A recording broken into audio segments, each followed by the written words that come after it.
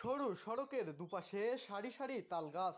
গ্রামীণ এলাকায় বিস্তীর্ণ মাঠের মধ্যে পরিবেশ রক্ষা ও ভাঙন রোধে সড়কের দুই পাশে তালগাছ লাগানোর এই সিদ্ধান্ত নেওয়া হয়েছিল অনেক বছর আগেই। এখন এই তালগাছগুলো বেড়েছে অনেক বেশি। সড়কে চলাচলকারী পথচারীরা সহ আশেপাশের অঞ্চলের মানুষের মুগ্ধতার কারণও হয়ে দাঁড়িয়েছে। মেহেরপুরের গাংনী উপজেলার হিন্দা থেকে তেঁতুলবেড়িয়া সড়কে হঠাৎ করে গেলেই মুগ্ধ হতে হবে যে কাউকেই। অনেকেই আবার দূর দূরান্ত থেকে দেখতে আসেন তালসারি সড়কটি। প্রায় 1 কিলোমিটারের বেশি অংশ জুড়ে সড়কের দুপাশে মাথা উঁচু করে দাঁড়িয়ে আছে সারি সারি এই তাল গাছ। গাছের সারিতে ঘেরা সড়কটি সবসময়ই মানুষের নজর কাড়ে। এখানেই শেষ নয়, সারি সারি তাল গাছে আশ্রয় নিয়ে বসত গড়েছে বিভিন্ন প্রজাতির পাখপাখালি।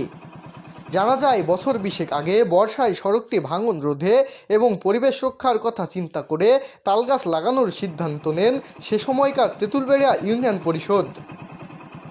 10 ফুট পর পর দূরত্ব রেখে প্রায় 1000 তালগাছ লাগানো হয় এই সড়কটিতে। সড়কের তালগাছ থেকে তালপাতা দিয়ে হাতপাখা তালপাটি সহ নানা উপকরণও তৈরি করা হয়।